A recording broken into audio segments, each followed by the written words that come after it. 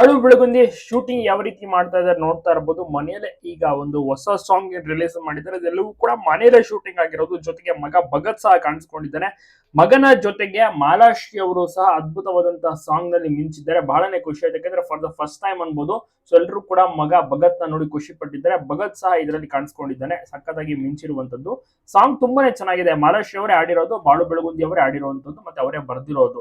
So ಏನಂದ್ರೆ ಇದು song concept, ನೀವು ಬೇರೆ ಹುಡುಗಿಯನ್ನ ನೋಡ್ತೀಯಾ, ನಾನು ನಮ್ಮ ಮನೇಲಿ ಇರೋದಿಲ್ಲ ಅಂತ ಜಗಳ ಆಡುವಂತ ಒಂದು ಕೋಪದಲ್ಲಿ ಹೇಳುವಂತ ಒಂದು ಮಾತುಗಳು ಬಾಳಶ್ರೀ ಬೆಳಗುಂದಿ ಅವರು. ನಮ್ಮ ಮನೆ ಬಿಟ್ಟು ಹೋಗ್ತೀನಿ, ನೀನ್ ಬೇರೆ ಹುಡುಗಿಯನ್ನ ನೋಡವ ನೀನು ಅಂತಲ್ಲ.